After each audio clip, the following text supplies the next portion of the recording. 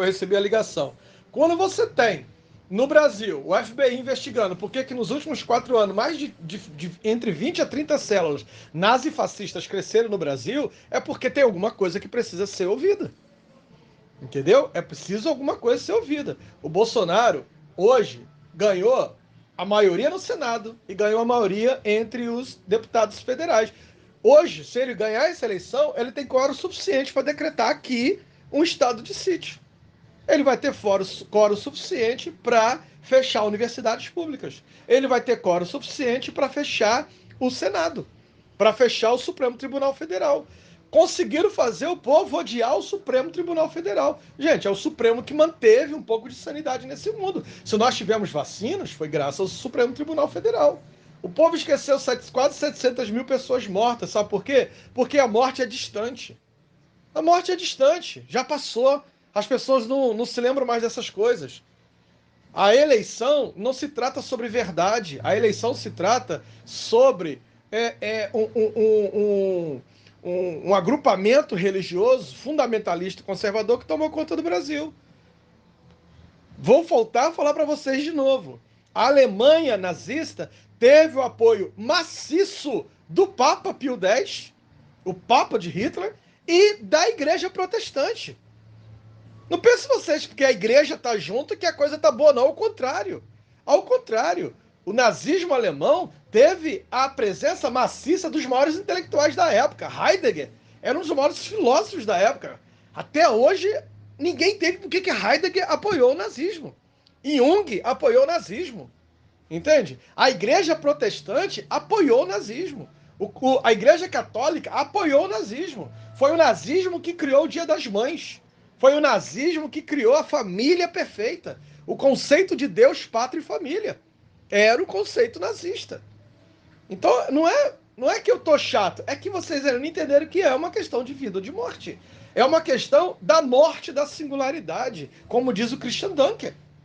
Então, não escutem o Jairo, vejam quem são as pessoas que estão falando. Quando eu vejo as 10 pessoas que eu mais admiro falando cuidado com o Bolsonaro, eu preciso parar para analisar de fato o que é isso. Quem são essas pessoas? Gente, Noam Chomsky. Noam Chomsky é um dos maiores políticos, cientistas políticos mais respeitado no mundo. E o Noam Chomsky veio, na terça-feira, se pronunciar sobre o perigo do Brasil ter o Bolsonaro como presidente. Pô, o cara é estadunidense, o cara é respeitado pela Universidade de Cambridge, o cara é professor aposentado da Universidade de Oxford, um dos maiores estudiosos, cientistas políticos do mundo. Pô, eu vou escutar o Zezinho da esquina? Eu vou escutar o Tiro Lipa? É preciso entender quem está falando. Entende? O Biden já sinalizou sobre o perigo de ter um país fascista na América do Sul. Então a gente precisa ouvir quem são as pessoas que estão falando. Marco Antônio Coutinho, Antônio Quiné, Joel Birman, Christian Dunker. Aí vocês querem ouvir o Jair Carioca? Pro inferno, Jair Carioca. Vamos escutar os outros psicanalistas. Maria Homem, sabe? Vamos escutar quem são esses psicanalistas. Aí eu vou escutar um psicanalista que eu sigo na internet, que é um carinha legal. Pô, pelo amor de Deus. Vamos ver quem é que tá falando. Quem é que está falando? Quem são os psicanalistas que estão falando? Sabe? São os psicanalistas que nós estamos lendo. Elizabeth Rodnesco esteve aqui no Brasil no mês passado para lançar o livro dela, Derivas Identitárias, e falou sobre isso. Que o fascismo tomou conta da França. E não deixe isso acontecer aqui no Brasil. Cara, isso está registrado. Essa fala dela, eu tive no lançamento do livro dela, eu e Ronald. Então não é uma questão, vamos levar para o consultório, vamos levar isso, vamos levar aquilo. Não, eu tenho circulado em grupos de psicólogos, em grupos de psicanalistas, sabe? Cresceu assustadoramente a ideia de cura gay, tá voltando essas loucuras todas. Se a gente não frear essa barbárie agora, a gente vai se lamentar de não ter feito isso a tempo. A gente vai se lamentar de não ter feito isso a tempo. Porque é a morte da singularidade. Não é essa coisa de, sempre foi assim, não vai mudar, o poder é outro. Não, eu aprendi diferente. Como teólogo, eu aprendi diferente. Uma vez eu questionando no grupo de teologia sobre a ordem divina, sobre essas coisas todas, alguém falou assim, Jairo, por que Deus não toma conta? Por que Deus não age? Porque Deus colocou você aqui para fazer isso. A Bíblia diz no livro de Gênesis que Deus criou o jardim e colocou o homem para tomar conta. Então a obrigação é minha e a obrigação é sua. É a nossa obrigação frear a barbárie. Essa não é uma eleição comum. Essa não é uma eleição de PSDB versus PT, onde aquele que perdeu, sabe, reconhecia o lugar do outro enquanto vencedor. Fazia oposição justa. Entende? Não é isso. As pessoas falam assim, o Lula falou muita besteira. Sim. Ninguém aqui é perfeito. O Lula é cachaceiro. Sim, eu também sou. O Lula é isso. Não se trata de ser Lula. Se trata de ser hoje o único candidato com possibilidade de frear a barbárie. Entende? Se fosse o Ciro, seria o Ciro. Se fosse a Tebet, seria a Tebet. É que hoje esse é o único candidato capaz de frear a barbárie. Não é que ele é o Lula, não é que ele é o cara, não é que ele é o... É isso e aquilo, não. É que ele é o único candidato hoje com capacidade de frear a barbárie. Por isso é ele. Por isso é ele. Se fosse o Marcelo Alves, se fosse Jair, qualquer um teria o meu voto. Mas qualquer um que tivesse a capacidade de frear a barbárie. Entende? Então é isso. É isso que a gente vai falando. Quando a gente olha para a política agora, você vê Tebet apoiando Lula, você vê Ciro apoiando Lula. É porque tem alguma coisa nisso aí. Eu tô chato, mas isso vai acabar. Dia 30 vai acabar.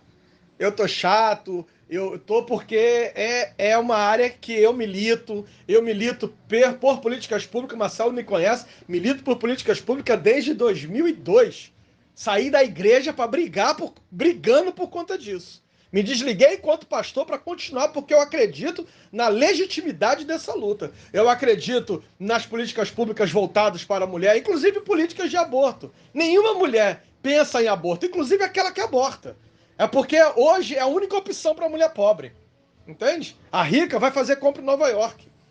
Aí aborta lá. Entende? Então é isso. É políticas públicas de toxicomanias que não tem nesse Brasil, não tem nesse Rio de Janeiro desde 2010. Entende? Políticas para a comunidade LGBTQIA+. Eu não sou gay. Eu não sou gay. Eu não sou usuário de drogas. Entende? Eu não fumo maconha. Mas não é porque eu não sou que eu não tenha que lutar. Eu não preciso ser gay para poder lutar a favor da comunidade LGBTQIA+. Eu sou psicanalista e como psicanalista eu luto pela singularidade.